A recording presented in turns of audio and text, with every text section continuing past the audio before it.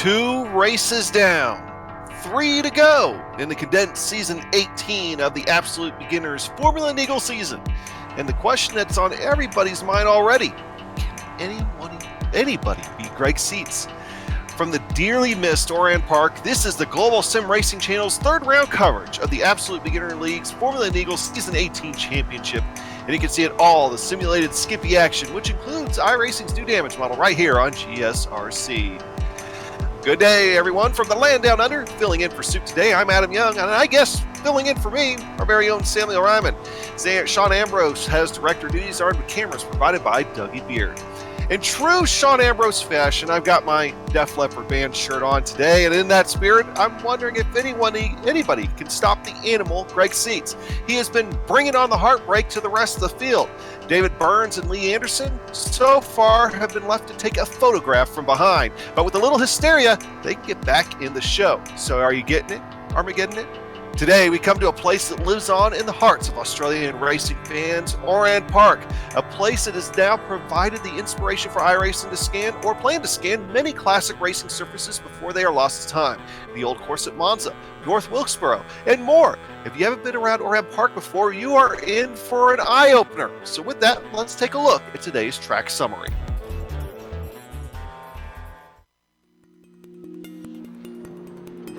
Welcome to Oran Park Raceway. Though the track has been torn down and no longer exists in the real world, it was once located north of the town of Narellan, New South Wales. Thankfully, with iRacing's laser scan, it's saved for sim racing perpetuity, complete with a number of incredibly unique features. The most visibly notable of these is the fact that it was one of the few figure-8 road courses in the world. In fact, 5 of the 6 available layouts feature this crossover bridge, but most of them are decidedly short, with the longest one being a mere 1.6 miles, and the smallest barely over half a mile. You would think that this would relegate the track to simply club racing with smaller, lesser-powered vehicles. But the V8 supercars and open-wheelers with considerable grunt both competed at this place regularly. It must have been like wrangling a bull in a china shop considering the drastic elevation changes and the wickedly technical layout. Turns 1 and 2 make for a fearsome combination in which drivers are forced to brake and turn from incredibly high speeds into a tight left-hander. And the final chicane features a completely blind rise in the middle of it, making car placement almost a guessing game. The last corner also places a concrete wall all around the outside, giving it a street circuit-like feeling.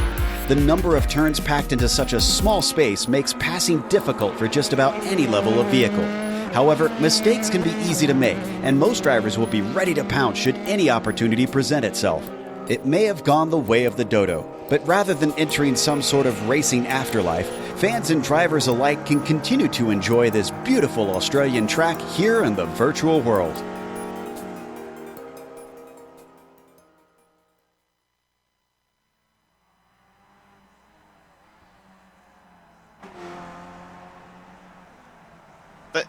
Sam, Oran Park will certainly present a challenge today. It's technical, not a lot of drafting opportunities, very different from the first 2 rounds at Suzuka and Road Atlanta. Yeah, it is. It's technical, just like those 2 courses, and not a whole lot of passing opportunities, even though the course map looks like there's some long straights around here. I was actually racing the Skippy around here on iRacing on the day I got a text message telling me that one of my former classmates had been killed. So this track always, reminds me, has rest in peace, Alison. But we got this race coming up. It's going to be a 40-minute long race. It's a short course, a lot of laps around here. Things are going to get crowded, Adam. A lap time is only 1 minute 15, 1 minute 20 seconds around this circuit. We've got a massive field of 20 cars. It's, this could get entertaining, definitely as the laps wear on and lap traffic starts to play a factor. And I think you bring up the key right there, lap traffic, and our front runners are going to have to work around that and probably have some of the most lap traffic they've seen all season so far. So thanks, Sam. And before I get a chance to say it, thanks for helping out today. Let's go ahead and take a lap around the point standings. Greg Seitz coming in the lead in the points, only 10 points above Lee Anderson, despite him winning the first 2 rounds of the race. And if you joined the coverage last week at Road Atlanta, that was a whale of a battle between Lee Anderson and Greg Seitz, with Greg getting around him there, coming to the flag. Another guy that had a whale of a battle, guys that had whales of battle there at Road Atlanta come to the line. David Burns got Mikhail Hoffledazen by 0.03 of a second at the line. So that means Seitz, Anderson, and Burns have finished on the podium for all 3 races here so far. Excuse me, both races so far. We'll see what happens here for today. And of course, it's a short season with no drops, so 1 slip up from Seitz. And while anybody right now in the top 4 can get it, Christian Capegna, though, had a really, really tough road at Atlanta. We'll have to see if he's able to recover in the standings. Hey, F2 driver standings now. Sandre Engen, he's up 41 points thanks to a really good race that he had there at Suzuka a few weeks ago. John Torpey, though, has finished in the top 10 in both races so far, and that's going to give him second spot in the standings. There are only 9 points per time. Pocek, he's going to be in third. Frederick Neptune and Scott Angelo make up 4th and 5th there. So, Sam, of course, we've got to wonder, maybe sometimes with the Absolute Beginners League, we might have a few people just joining us for the show, maybe for the first time. Go ahead and tell us a little bit about the race details and how things will play out here today. Well, the thing that stands out to me about this series, Adam, is how short the calendar is. 5 races, and I like short calendars. It means there's plenty of opportunities for someone to come out of nowhere and win the championship later in the season. That's kind of why I'm irked, honestly, by Formula One's current schedule. Talks going up to 25 races. I'm like, but then someone's going to wrap up a championship before the finale each year. But whatever, we got the opposite problem here. Anyone could win it, especially in a 40-minute race. 17 is the incident cap. That means if you run off 17 times or spin around 8 times or get in 4 crashes, you're probably going to hit that 17 incident cap limit, and that will mean your car will disappear. The fuel is limited, so how will that mix things up, Adam?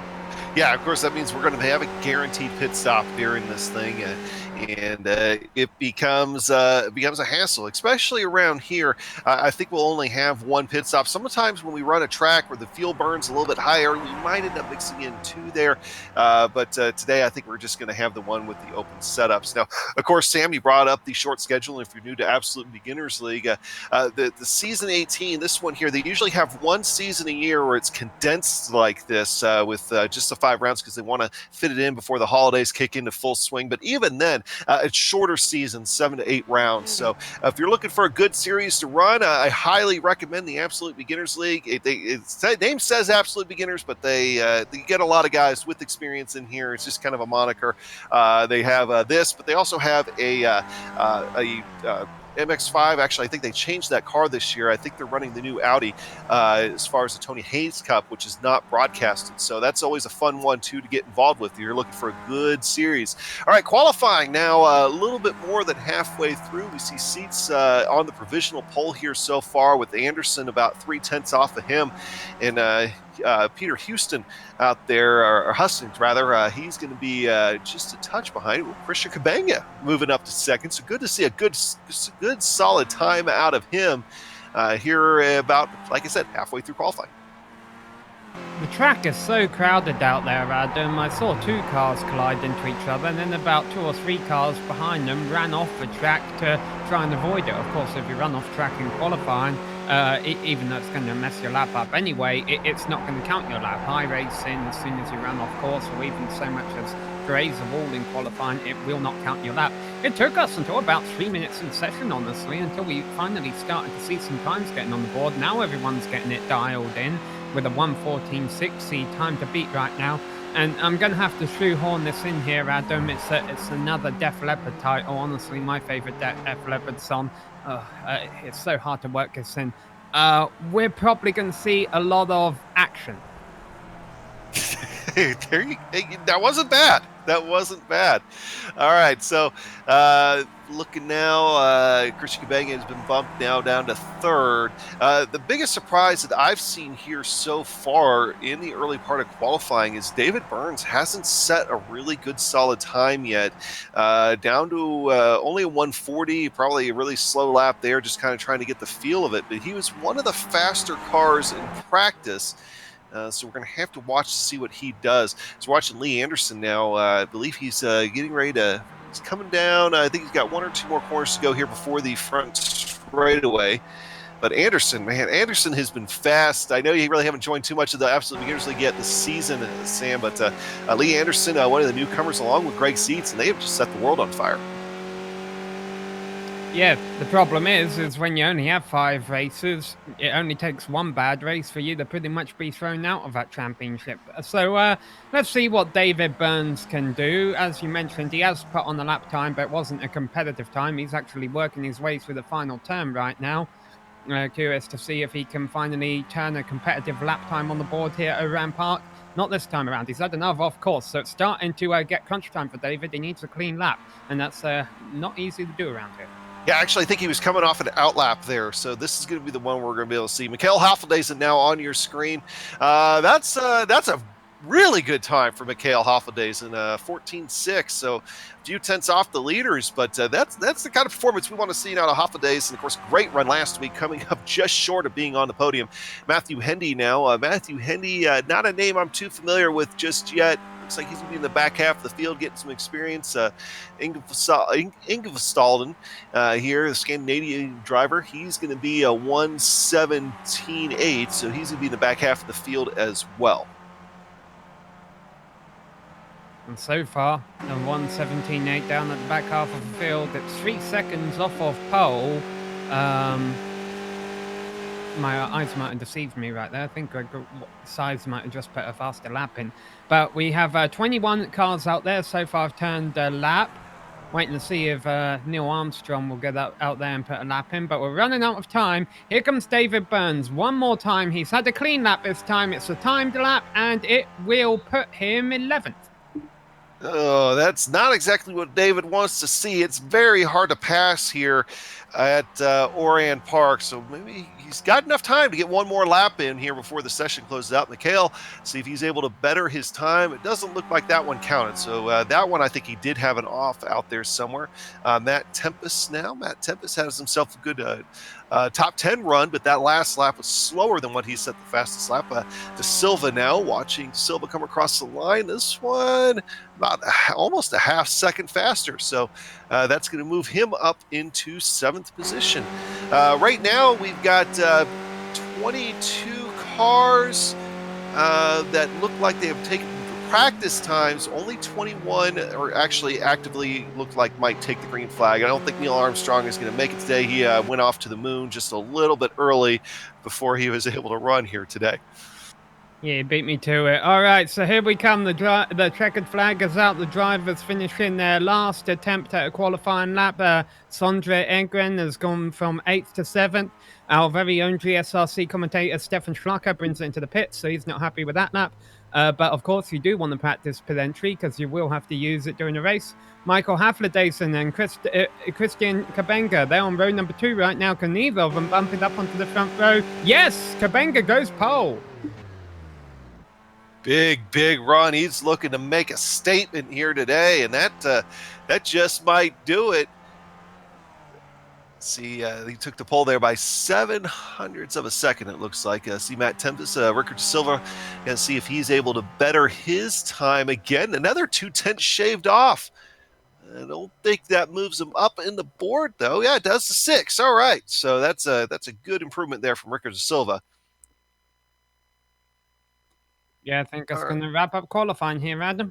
Yeah, it sure is. Nobody out there taking advantage of it. Christian Cabenga getting on chat saying how shocked he is that he is on the pole. And surely he is. He's going to make up row 1 with Greg Seitz. They're both running into the low 114s. Lee Anderson's going to make up 3rd spot alongside him. Mikhail Hoffeldaisen, Nico Roman, Rickard De Silva's going to make up row 3. Peter Huston and Sondre Engen going to make up row 4. Matt Tempest and Christopher Giros will make up row 5. Rolling off from row number 6 will be Stefan Schlager and Lacey Fodchik. David Burns will be starting all the way back in the unlucky 13th position. Alongside him, Nicholas Ingvaldsen. Christopher Crook will be starting from 15th on row number 8 ahead of Lee Woodburn. Frederick Neptune will be starting from 17th ahead of Peter Reed. Rounding out the top 20 will be Matthew Hendy and Dennis Rust. The last driver to set a time is Troy Banks. The other two names you see there are Neil Armstrong, as we mentioned, not in the session, and the other drivers also.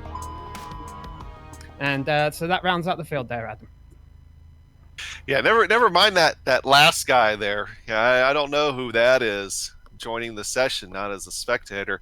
All right, so here we are. We're on the grid now, getting ready to run this thing. And Oran Park always puts on a good show, so expecting it out there here this afternoon with Christian Kabanga on that pole. That is a big pole from Christian, looking to try to come up from 5th in the point standings. Greg Seitz will be alongside him, looking to extend his points lead. But we've got a lot of action. You're going to have lots of lap traffic out there today on a difficult-to-pass track. And David Burns looking to have to come up through the middle of the field. He's starting in 13th, so not exactly the result of qualifying, as we mentioned, that he was wanting to see. It looks like Greg Seitz is now in the car. Christian Kabanga, I think that field is finally formed up, waiting for just a few more cars. They got about 19 seconds to get onto the grid here before the clock will run out on them. Yes, in the final 10 seconds now. One car in the middle of the field, not there, Adam. I wonder if he'll pit start. Yeah, it looks like he probably will. So lights are coming up. Waiting for those lights to come off, and the Skip Barber action here at Oran Park to get underway. Engines are revving. Christian Kabanga starting for the pole for the first time this season, and he is away. Christian Kabanga looks like he has a halfway decent jump on Greg Seitz. Greg Seitz already has Lee Anderson right behind him. There's a little kink right here before you get into the very first tight right-hander. Might see a few guys get loose there when they get up to speed, but here so far, Christian Kabanga has the early lead. He's able to pull out by just a couple of car lengths over top of Greg Seitz, Lee Anderson right behind him, and then Mikael Hoffendays getting a great start as well. He's going to be running in 4th. Ricker De Silva, another car that had a great start. Yeah, they all got through the first turn cleanly. I'm quite surprised, honestly. This is a tricky, tight circuit. That empty spot on the grid, actually, was our driver who was meant to start 13th, David Burns. So he's elected to pit start behind this, anticipating carnage, I would assume. But we haven't seen any of it so far. These 20 cars on the track have all had a clean start, and right now it's still Christian Kabanga leading them away and actually pulling away as he comes around to complete the first lap. This is not a race based on laps. It's on time for 39 minutes to go. Whoa, a big moment by Sondre Engen back there. He really got some oversteer coming out of the corner, and that's going to cost him a couple of positions. Yeah, it looks like Peter Reed had a little bit of an issue out there as well, just a small one. I don't see any kind of actual carnage or anything else here to start this race, even though we're going to have a few side-by-side battles going on. And it is a championship storyline. David Burns has actually decided not to race today. He's having hardware issues, which explains some of the troubles he was having. So that's unfortunate. That's going to shake things up. Christian Kabanga, though, out to that early lead. We're watching right now Greg Seitz and then Lee Anderson right behind him in that battle for second. Lee Anderson trying to get into what little bit of draft there is behind Greg Seitz. Really here, Sam, you know, we showed you the track diagram and everything else. There really is only one long straightaway where drafting is going to play a big role. Yeah, and even that's not that long. Boy, 8th place is really up for grabs right now. Stefan Schlager, Peter Houston, and Sondre Engen are all over each other. Stefan's winning the battle right now, and Sondre is going to go into 9th place. That's actually 8th place, I believe, as Sondre has dropped back. As the field came onto the front straight last time, you may have seen a drive in the background just kiss the wall coming out the final turn. That was Christopher Crook in the 13 car. He's been able to continue, but that probably isn't doing his rear wheel any good. Yeah, and also Frederick Neptune having it off here. So the mistakes are starting to tally up, but I haven't seen anything race-ending yet out of the guys that have had made mistakes, which is good news. Yeah, the inside part of this track, like you'll find with a lot of Australian tracks, is pretty open. So if there's certain parts of the track, in fact, a large portion of it, if you're able to ditch the car going to the inside, you might just slide and not really hit anything. Did you see Alice Fotek here spinning? Yeah, that's an instance of sliding and not hitting anything there. Yeah. This is what I was talking about. Turn 1 is actually a kink when you're coming down the front straightaway. We saw a number of guys there break loose, and I think you're going to see that here out of Elise. It looks like the back end of the car just decided, I'm not happy with the grip I've got, so I'm just going to go ahead and slide you around. So he is back on track, but did lose a few positions out of it. I think this track is made to annoy racing drivers. Maybe there's some people who like this track. I'm not one of them. As a driver, as a spectator, it's interesting to watch everyone else suffer, and you get a kind of schadenfreude feeling up there. Yeah, going back now to P8, and I'll agree with you. It can be frustrating. I think this is kind of like the Bristol road course racing for you oval fans. Sondre Engen gets a little bit loose there, has to chase the car, grabs it, but he's now have a challenge there from Peter Huston, and Huston's going to have the inside here, but he's going to give it back up. He's going to slide right back behind Sondre. So battle for 8th there heated up for just a second before he gave it up. Christopher Giros, though, right behind them. Peter, right now, that's sitting up there in P9, he has lost just a few spots from the start of this race, trying to stop that. Well, he's losing another one.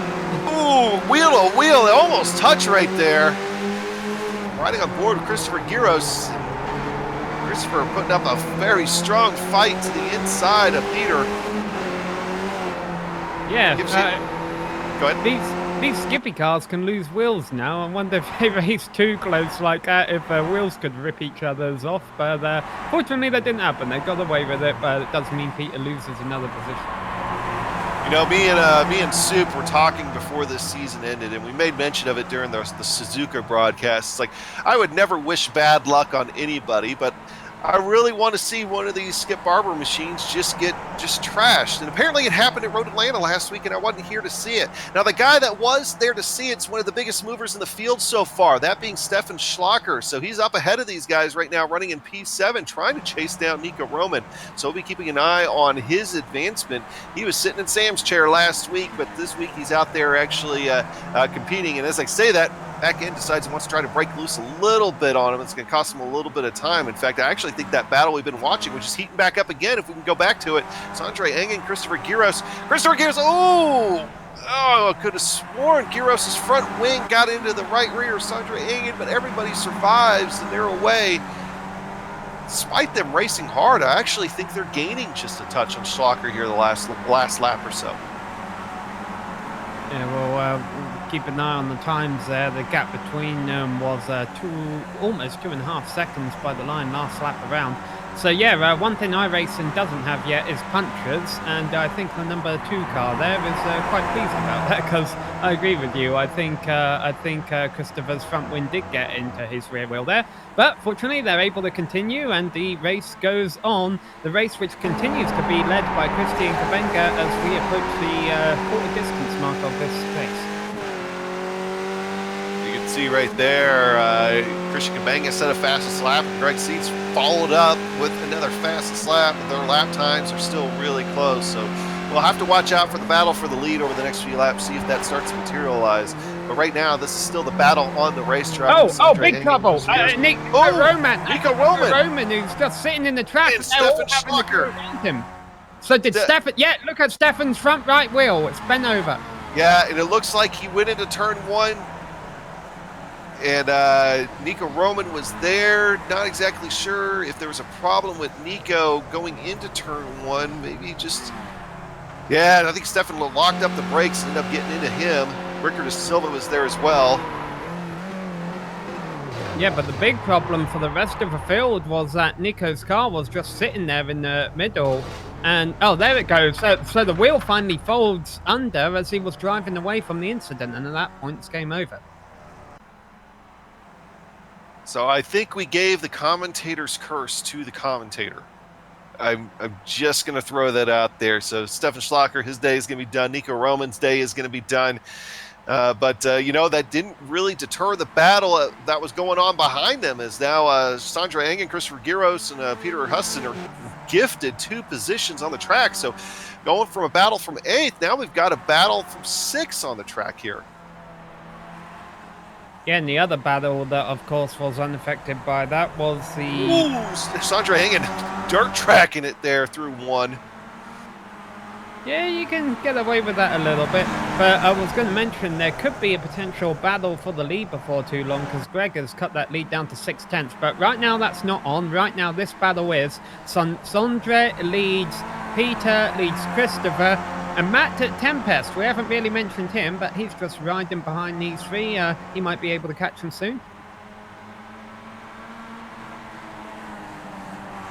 We're right on board here with Matt Tempest. Is another few guys in the back having a little bit of trouble with the kink, but Matt Tempest so far has not. He's trying to chase down those guys. Matt Tempest with a really good qualifying run to get him in the spot for a good solid top 10 here for today. And just waiting for something to happen. Soup likes to call this sometimes the popcorn position, where you're just kind of waiting there, waiting for something to pop in front of them. And there's been a couple times in that battle with those 3 cars up there with the Engen, Giros, and Huston that it almost has popped. Yeah, we have seen a fair amount of drama, considering the fact we're not even 10 minutes into this race, and it's just so hard to pass. If for whatever reason someone in front of you is a bit slower, which could be the case with Sondra here, Pete actually out-qualified him. And actually, let's talk about grid spots for a second, because Christopher is up 2 positions from where he started, so he's heading in the right direction. And other than that, not a whole lot of changes in the top 10. You actually have to go outside the top 10 to find some bigger movers. Christopher Cook's up 5 spots. It looks like Matthew Henry's up 7. Troy Banks is up 8 positions. So those are your biggest movers, but they have yet to get into the top 10. Sandra Engen, I mean, for riding, looking out at his rear wing now, and it's like for a guy that seems like his car is just sliding around everywhere and not handling very well, he is just able to hold on to these spots here so far today. It's worth noting that after the first 10 minutes, the spread of the entire field of the 18 cars still out there is 45 seconds. So lap traffic won't be an issue yet, and I wonder if lap traffic will start to shake things up front, because our leaders are quite close. But, you know, we've already seen today how risky it can get when a couple cars try to occupy the same piece of tarmac. So what does Greg do here? Does he try and do it the hard way? Does he try and do it through lap traffic, or does he try and do it through pit stops? You know, that's going to be a very good question. We've seen a number of times we're in this series where pit stops play a crucial role in either trying to get around somebody. It's going to be easy to make a mistake, particularly coming onto pit road here for today. Will that play a role? And also with this technical of a track and as tight as it is, you're constantly turning around here. Another strategy is Greg Seats just being close and wait for Christian to possibly make a mistake. Just put the pressure on, but don't make any real move. That could be a strategy as well. But that gap continues to come down now to about looks like a quarter of a second now, separating Kabanga and Seats. And that gap was the last time by about 0.6 of a second. So they continue to get closer as Seats trying to use a little bit of that draft now. That draft could be huge in this car if you're running that close behind. Even for a little bit, you save just a little bit of fuel. That's that much less time you got to spend on pit road. And that was a sign to me that maybe Greg doesn't want to do it the hard way, because that was pretty much as close as he could get. And making a change for position the hard way here is Peter. As I mentioned, I wondered if he was getting held up a little bit by Sondra. Whatever's happened, this is where the battle has been all race long. So now it's Peter ahead of Sondra, ahead of Christopher Giros in 8th place, and then Matt Tempest still watching on from behind this 4-car train. Yeah, that's. It looks like Matt Tempest has finally said, I'm done waiting. I'm going to go ahead and catch up to these guys, maybe try to start making some moves. And I think you're right. I really think that Huston was being slowed up by Sondra. So we'll see if he's starting able to separate himself out a little bit and finally capitalize on what has gone on in front of him here for today. But right now, Sondra looks like he's actually hanging a little bit close. Yeah, sometimes I feel that when you're tailgating, which is, part of motor racing, it's not necessarily to prove to yourself that you're faster than the car in front, but it's to let the car in front know that you're faster than them. So I wonder if Peter was kind of just hounding Sondre for a couple of laps, thinking, hey, I am faster than you. I want in front of you, and, trying to make it so that Sondre didn't put up a fight when he went by him. I don't think Sondre got the message, though, because Peter and Sondre took different lines through that first corner. This is a figure-of-8 track, you'll notice. Cars going over that Yokohama bridge as these drivers are driving underneath it, and Sondre runs wide, and that's going to cost him time to Peter and maybe even cost him a position to Christopher. Yeah, Christopher trying to fight and get alongside him, but just could not have the momentum right there as they go over top of the bridge now. And they start working their way now through 3 and 4 and 5, and eventually we'll go underneath the bridge. Excuse me, 3, 4, and 5, and now they're working their way through 7, 8, and 9. So these guys definitely lost quite a bit of time there to Peter. Looks like over a second. Our leaders, though, still remain close as well. As you see Seats there now setting the fastest lap of the race. They are now down almost in the mid-13 range as Seats right there underneath Cabanga's wing, still waiting to see if he's actually going to try to do anything here and try to get around Christian. But just so far, Sam, just seems content to just ride there for the moment. Now, we'll see how that works out because they might end up encountering lap traffic here by the time they have to make pit stops. And if that happens, we'll be looking at the entire second half of the race where lap traffic could be involved. And as we cut to this, you probably saw Sondre got a handful of oversteer in the final corner. It cost him a position to Christopher Guerra. So pretty much saw that you needed to see there, though, that the oversteer and the game was done. Good little scrap going on for 13th place as well. Actually, for 12th place, Matthew Hendy has just lost a position to Frederick Neptune, and Troy Banks is behind them. And this was actually a move through the infield. Might almost be worth another look at here, Adam, because we haven't seen a lot of those today. Yeah, let's fire up that GSRC replay machine, and they head toward, I keep calling it the kink that is turn 1 here, and he'll have a good inside run, which gives him great position going into turn 2, which is the first actual real right-hander here, and able to come away with the position. Yes, it wasn't a move on the infield, but honestly, a lot of the turns look the same around here. It took me forever to learn this track, Adam. Honestly, I still don't know it that well. But it's just it is very technical, and there's so many. You'll notice around the racetrack, there's so many different configurations of it, or roads where the vehicles, the tow trucks, and all that use. Sometimes it's hard to pick out what part of tarmac is actually the turn you're aiming for and which you need to ignore. And once you're running the full layout here, the Grand Prix layout in particular, I'll tell you, once you come over top of that bridge and you end up coming up to turn 6 there, where there's a road, part of the other configurations actually goes off to the right when your track goes off to the left. And if you're not paying attention, because it's kind of blind, it's a little bit uphill, that could catch you a little bit off guard. In fact, you get an idea of it here riding along as we come up over top of that Yokohama bridge, and you can see that road right there kind of branched off to the left. So if you're not careful, that can get you, and there's other places on track as well. So good analogy there, Sam, is looking now. Looking up at the lead now. Okay, so that lead continues to stay about the same distance right now between Cabanga and Seats. Cabanga just having a great run here for today, and Seats either choosing not to do anything with it or just can't. Yeah, probably a little bit of both. He knows it would be difficult to make a move, so he's not going to risk a race. I mean, what's he got to lose right now by just riding in second? He's about 4 seconds ahead of a third place car, Lee Anderson, who's having a good race without us really talking about him. Similar for Michael Haflidason, they're in 4th place. The top 4 where they started, the top 2 leaders are right together. 3rd and 4th are kind of sitting on their own. And then everything behind that has been really where the action's been today. And things are finally starting to calm down a little bit as the race wears on. We're approaching the halfway point, Adam, but unless lap traffic is an issue, I would not elect a short pit.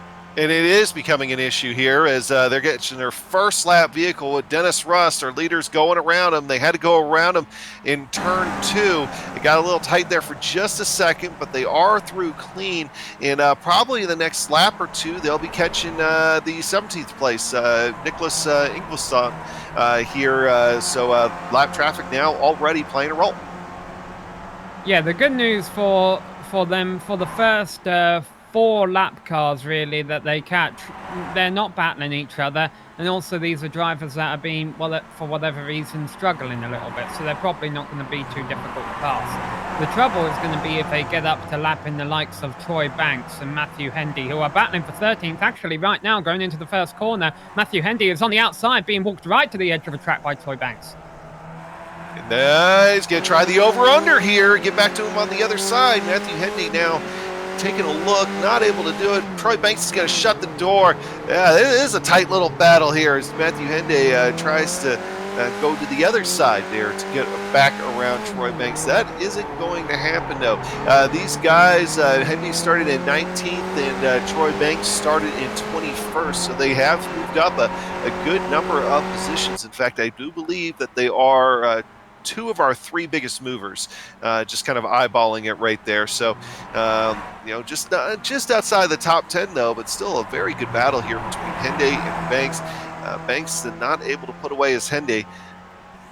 Hearing something else. Oh, Rickard De Silva, sorry, just almost spun off the track.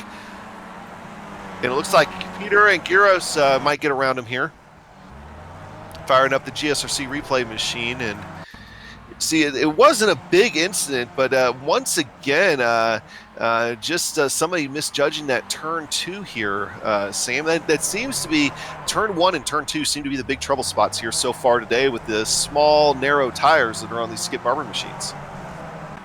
And the battle for the lead might be on now, Adam, because Greg Seitz is really on the back of Christian Kabenga as they're down the front straight. If he's going to make a move, he might want to do it now. Christopher going defensive on the inside line, leaving Greg the outside. A bit more the racing line, but he can't commit to the apex. Christian positioned his car on the inside, stopping Greg from getting underneath him. I don't know if Greg was going to make a move anyway, but he was right on his rear wing and definitely caused Christian to stand up and take guard there.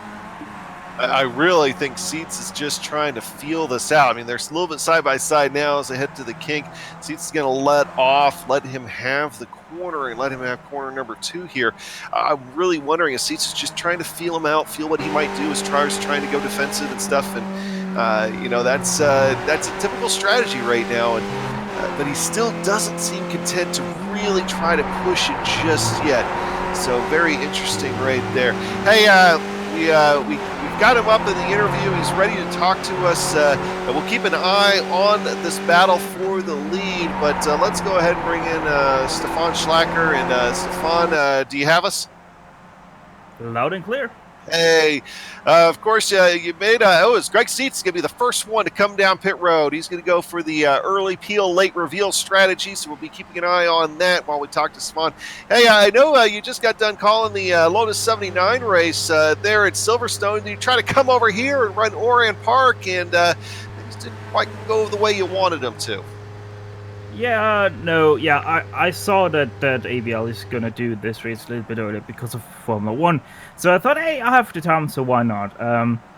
It didn't go very well to plan. Well, the qualifying did, actually. It was quite a good one, I would say. Starting there in 11th place, but I don't know, slightly lost my footing, locked up the inside front tire there, and sadly hit Nico Roman in such a way that we both lost one of our wheels. Just never had that problem before. Always either just lost it completely in the kink or actually get through. So first time I locked my brake up and that happens. So sorry for Nico. He was fighting there for 5th place and I come in there and ruin his chances at a good top 5 finish very early on. On a racetrack, sometimes things happen, and I'm sure Nico appreciates it. But, you did have a good qualifying effort. You did have a good run going, and I know that, you don't run these all the time, but we're going to see any more here in the next couple of weeks, assuming you don't need to be in here. Well, since ABL normally runs at the same time with Weekend Warriors, I probably won't be too often here, but whenever I get the chance, I will most definitely run Absolute Beginners. Alrighty. Well, hey, Stefan, thanks for stopping by, buddy, and go give your voice a rest. I know you've been using it a lot here today. Thanks. All right, that was Stefan Schlacker, and we've been watching now, a few things going on racetrack, and looking at Tempest now, which Tempest has been having himself a pretty good race. They've cleared the lap car of Henday. He's caught back up to Sondre Engen here. So this is going to be a battle for 6th and 7th. That's 6th and 7th is trying to shape up, and they've also caught up to Ricker De Silva. Ricker De Silva's been really off the pace since he had his half spin. So 5th, 6th, and 7th here all at play. Looking at Mikhail Hoffendaisen coming off pit road.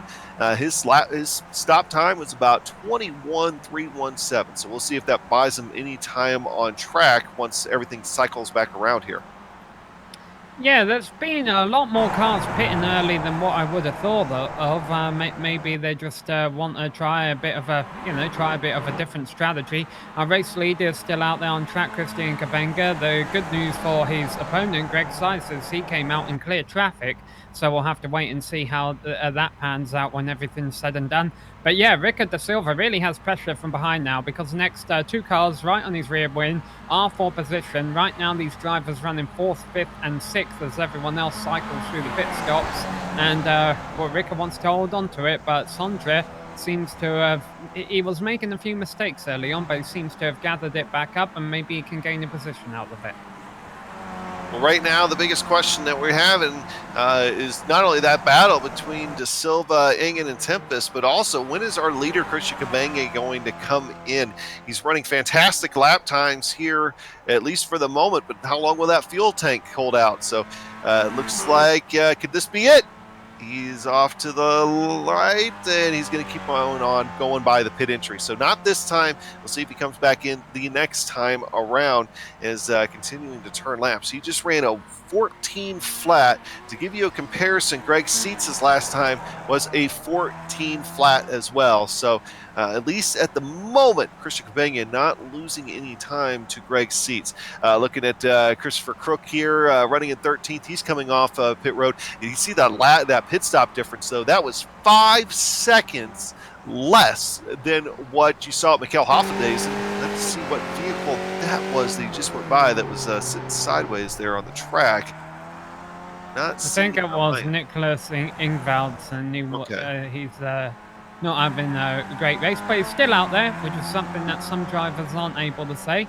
So, there's 14 minutes still left of this. Who knows what could happen? We've already lost Nick Roman and Stefan Schlack, obviously. 18 cars still out there, and we're really starting to lose a few on the lead lap. Some of it due to the pit stops, the other of it due to the fact that Christian Kabenga has been on top form so far. Will he finally come in? As you mentioned, Adam, it's kind of hard to tell. He is coming in this time. It's kind of hard to tell, though, because pit entry is kind of right on the racing line. A very narrow pit entry. They have to navigate their way through some tight walls, but everyone has to do it, so you just have to do it, suck it up, and hope you do it quicker than everybody else.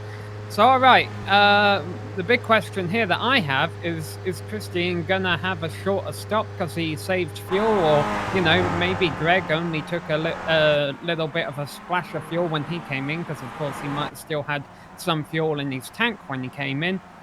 Well, we're all about to find out. Christian City's pit stall, he hasn't overshot it, and soon he'll be down and going, and here comes Greg. Yeah, watching Greg now come down the front straightaway. Lee Anderson, by the way, just behind Christian Kabenga. Seitz is pulling by. Christian Kabenga is away. He's going to lose a little bit of time here. I think he's lost a lot of time. Yeah, he's actually lost a lot of time. Seitz is already past turn 2. Sondre Engen almost off right in front of them. Christian Kabenga, though, that strategy did not work out, as Seitz was able to go ahead and get a great run. Whenever we get the pit stop comparison up here real quick between Kabenga and Seitz, and see what we've got here, but definitely not the result that Christian Kabenga wanted on that pit stop. That's going to hurt a little bit. Working on getting that fired up here for you. And the other part too is that Christian Cabana ended up getting kind of stuck out there in the mix of things. Oh, so there you go. Greg Seitz had an 11-second pit stop compared to 16 seconds for Christian Cabana. I'm not going to lie, Sam, I'm a little bit worried about that 11-second stop there for Seitz. He was one of the first takers to come down pit road and stop numerous laps ahead of lots of other guys that had longer pit stops. So I don't want to add drama where there may not actually be drama, but did he take enough fuel? Yeah, it's a legitimate question. It's one that normally comes up during any kind of race we have refueling, to be honest. I'm going to say I think he did, because he's proven in the past he knows what he's doing. You wouldn't make a pit stop that short unless you had calculated it in advance. That's kind of the indication I'm getting here, is that Greg did better math or better calculations than Christian. I could be wrong though, and we'll find out here. Now, the saving grace for Greg, of course, if he does run out of fuel or doesn't have enough fuel, is that this is a short track and he'll be able to, come in and make it a pit road easily. At tracks like Road America, that's where it really punishes you if you don't have enough fuel. Very, very, very true. And he also has that 6-second lead, 5.5-second lead on Christian Cabana right now. So if he was to run out, say, coming to the line, he might be able to coast across and get the win like that. Right now on your screen, still watching Sondre Engen is, right now up to 5th with the pit cycle and everything, but it still seems unsteady out there. He has gotten around Rickard de Silva, but he had a great start to the race, but so far here lately, it seems like he's been having a little bit of a tougher time. Yeah, well, he's dropped back to 9th now after making that pit stop. So yeah, he's been able to leapfrog Rickard during that round of stops. He's lost a few positions early. He seemed to be struggling a little bit for grip early on here, but there's still some spots to be regained. The pit cycle hasn't completely cycled through. Troy Banks is a position he's about to pick off because Banks is in the pits. And boy, this battle was on as they go down the front straight. Rickard was in front of Sondre before these stops started, and he wants a spot back. He's going to get a nice little move there, better run out of a final turn. And honestly, I think Sondre didn't put up too much of a fight there because Rickard cleared him easily before the first corner, and now Sondre will have to regroup, and he's got 9 minutes left to see if he can do anything to get it back.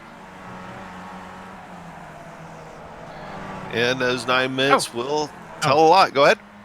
Sorry, Matt Tempest was slow. Matt Tempest still hadn't made a pit stop. I was watching our leaders, and one of them ducked in, and for a moment I thought it was Greg, and then I realised, nope, it's just Matt Tempest coming in for his schedule. Yeah, and I think he telegraphed that well to Seitz, so that was good to get around on him, and it also gave you an idea. We really haven't shown it too much yet at just how tight that pit entry can be. Looking at Greg Seitz now, your leader, and continuing to set great lap times. Although that one was a little bit slower when he was behind Matt Tempest, which actually ultimately allowed Christian Cabana to close that gap now to about 4.5 seconds. So he's trimmed a second off of that, but some of that was with Greg Seitz being caught behind some slower vehicles. Looks like Cabana coming up now on Troy Banks, while Seitz is getting around Nicholas. That will put Nicholas 2 laps down to the field.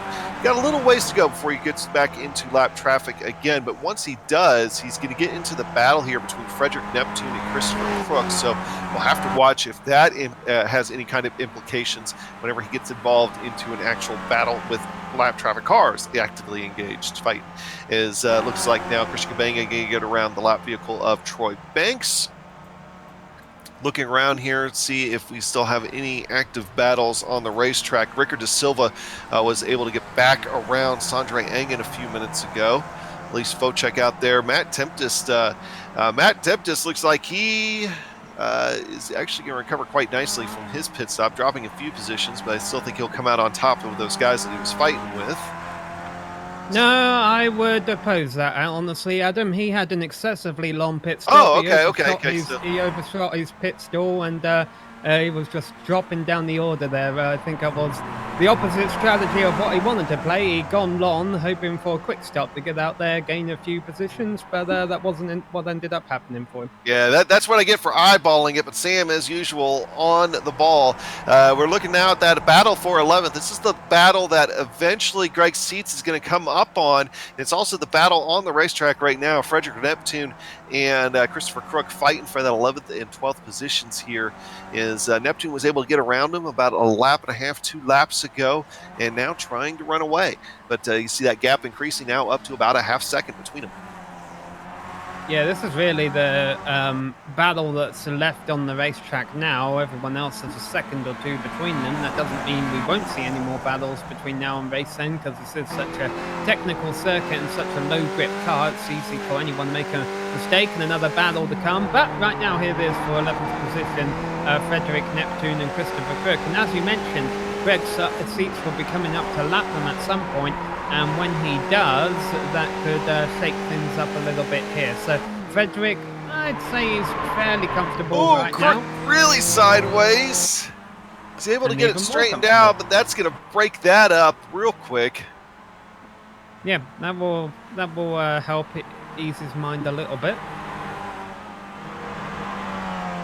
So Frederick Neptune already seemed like starting to put some distance between them, but now that really helped us. Crook was about at a 45-degree angle to the racetrack, and now Seitz only about 500-600 yards behind them, so that's going to close up here in a hurry in a few. And let's go ahead and run down the top 10 here real quick. Actually, we'll go ahead and do the top 12. We'll do all the vehicles that are on the lead lap, do it quickly before those two lose that lap.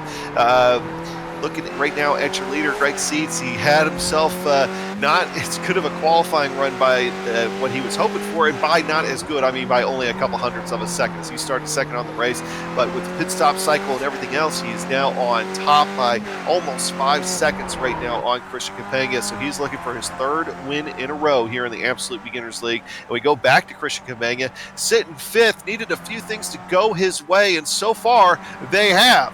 And he is in 2nd position, and well, who knows what's going to happen here for the rest of the race, if something can happen with Seitz or not. But Christian Campagna with a season day here so far. Lee Anderson coming in 3rd right now, starting 3rd. He's sitting in 3rd. Finished on the podium in both the opening round races, so he's looking for his 3rd podium in a row, and to latch on to that 2nd place in the standings with the absence of David 3rd-degree Burns. Mikhail Hoffendays, another guy that has had himself a good start to the season. It's been a while since we've been able to see Hoffendays, and he's had a great start this year. Well, this season we can. He's starting in 4th. He's running 4th, having a great race out there for this afternoon. And in 5th, we were watching a battle with him earlier, Peter Huston. Peter is been able to come out on top of those guys who were earlier fighting for 5th, 6th, and 7th, and up on top of them by a good margin. He's got 7 seconds to go back to Christopher Giros, who Sam will cover. Yeah, Christopher is another one of those drivers that has came out well from that mid-pack battle that we were watching towards the start of the race. He was in 6th. Rickard De Silva, I believe he was ahead of that battle before it all started. Unfortunately, he lost a couple of positions. Drivers who started behind him now running ahead of him, but he is still having a fairly decent race in 7th place. He's going to be a little bit cautious though, because Alessi Foczek isn't too far behind him, and Alessi has been one of our quiet runners today. He's slowly, methodically worked his way up through the field from 12th to 8th place.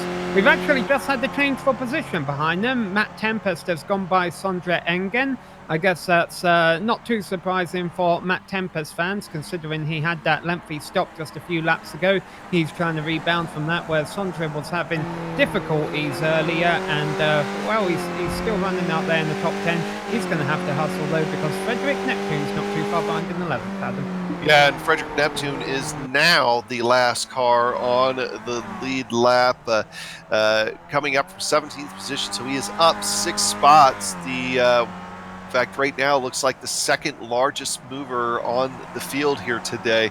So that's a great run from Frederick Neptune compared to where he started on a track that's difficult to pass on. But last car on the lead lap right now, we were talking about Christopher Crook. Christopher Crook moved over down the front stretch to let Greg Seats by. So we've gone through the lead lap field, and we have practically done a full lap around this place as well, with everything that we had going on there, as Christopher Crook puts a few wheels off. But Greg Seats, in dominating fashion, control of this race. He has actually put time back on Christian Cabenga. That's up over 5 seconds. And unless he didn't put enough fuel in this car, I think this is going to be Greg Seats' race, as long as he can keep all 4 wheels on track. But I tell you what, Christian Cabenga, he is doing his best to try to hustle that car around here right now. That last time by was a 13.76. We'll see what he can do here on this lap. And okay, so that was a 13.76 there. So very, very quick lap times from Christian. Gained a little bit more time, but it might be a little bit of too little, too late, Sam. Yeah, and we're at less than 2 laps to go by my math right now, because Greg Seats crossed the finish line with about 2 minutes left on the clock. It takes over a minute to get around here. So he'll be coming to the white flag as time by, and things are looking in favour, considering the fact that they're not hitting the clock, at like 10 seconds, 10 seconds after whatever, getting an extra lap added on, basically. So I think Greg should have anticipated the race going about this long. The puff of smoke there in front of him. Worth noting, actually, we did have another crash a couple of laps ago. Nicholas Ingvaldsen is now out of a race. He is down in 18th place. He hadn't been having a hot race anyway, but that's pretty much going to put the nail on the coffin there. Greg Seits wants to put the nail on everyone's coffin, going to come across the start-finish line. It's the second line there down the straight, mind you. I think I have gained a position in a race on iRacing here once from someone thinking it was the first line and backing off, and I got the spot there, so that was a happy time for me. Oh, speaking of, I was just getting ready to say about the lack of accidents that were out there. I think Dennis Russ just had a problem. He was sitting in the infield with a wheel knocked off. I can't find it on my replay system here, but we'll see if the GSRC replay machine can pull it up. Is trying to see what happened to Dennis. He was running in 16th position. Okay, so something happened with his connection. He found himself on the infield, so maybe he ditched it once ever he started having connection issues instead of ruining somebody's race. So I was just getting ready to say, looking at seats now, that Sam, this race, we were able to pull it off without a lot of contact, which is great. Just one major incident. That's been about it here for today. And Seats looking to take that and roll with it here as we are on the white flag lap. He's going to come down the front straightaway now. Weaving back and forth is Greg Seats going to come away with the 3rd win of the season. Christian Cabenga going to be just behind him, really doing his best to try to catch him. Christopher Crook behind them, coming across the line. Here we go. Mikael Hoffendazen has gotten around Lee Anderson. Mikael Hoffendazen, he's trying to get his first podium. This is the reverse of what Mikael Hoffendazen had to deal with at Road Atlanta last weekend. This time it works out for him. He's going to get the podium spot on the last lap. Lee Anderson will come home in 4th. Peter Huston in 5th position. And we're going to go ahead and take a look at the replay of those guys while we round out the rest of the field. They come across the line. I believe this is going back to the lap before. And going through the kink there, coming down the front straightaway. Lee Anderson doesn't fight too much, tries to do the over-under, coming through 2 position. And that gave Mikael Hoffendazen all he needed to come away with that podium spot. When we come back here in a few minutes, let's go ahead and take a look. When we come back here in a few minutes, we'll take a look at the final rundown of the standings, talk to a few of the drivers, and close out the show. We'll be right back.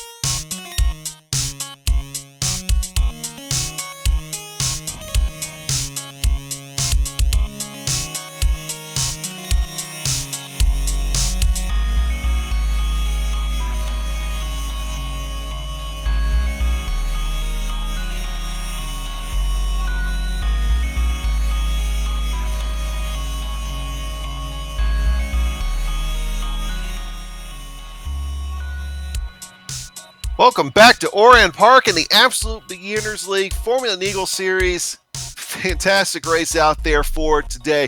Coming away with the early peel, late reveal, channeling Eero Numb from seasons before. Greg Seitz is going to come away with the win. He was all over the back of Christian Cabega there until the pit stop cycle. They got him on pit road, and he's going to come away with a 3-second lead over top of Christian Cabega. But Greg Seitz with his third win in a row. Christian Cabega with his first podium. Another guy with his first podium of the season, Mikhail Hoffendazen, who got that on the last lap, overtaking Lee Anderson, who had been on the podium for the first two races of the season. He's going to come home in fourth. Peter Huston in fifth position, and Christopher Giros in sixth. Rickard De Silva in seventh. Elise Focek in eighth. That's as Sam put, that's a really quiet eighth place position from Elise. So great job by him.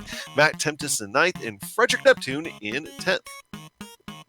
In 11th position was the first car lap down Sondrang, and he didn't run into issues, just had a couple mistakes earlier. Christopher Cook, he brings the number 63 home in 12th place, one of my personal favourites because it's the number I race with too, so well done Christopher, giving that a good finish.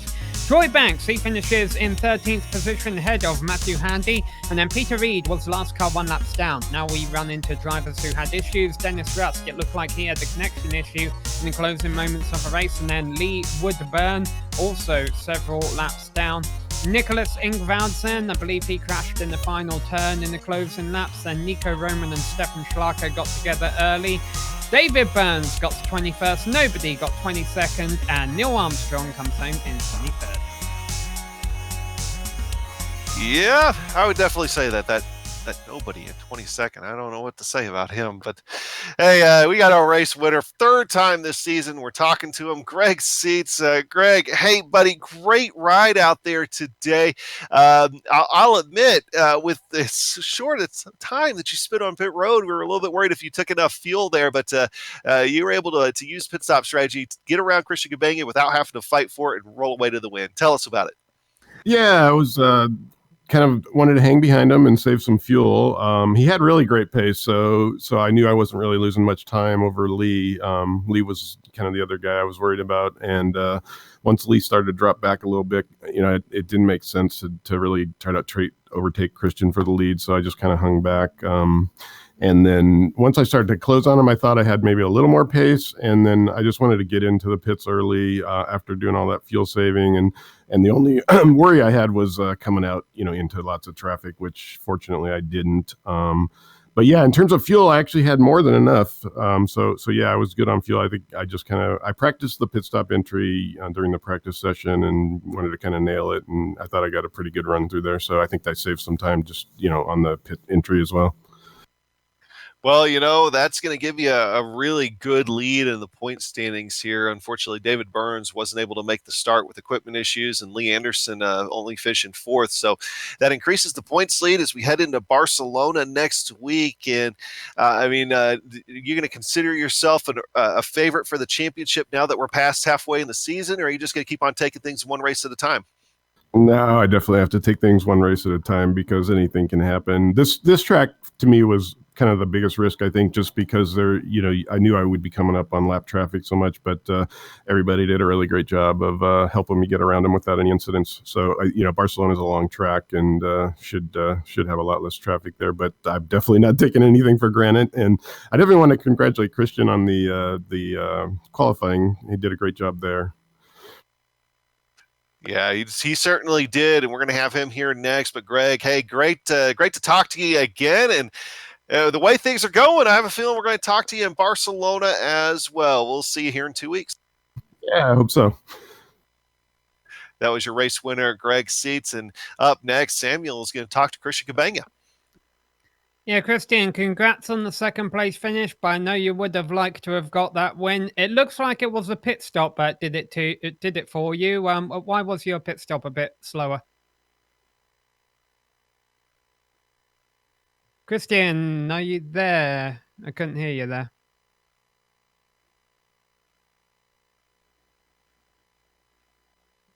Okay.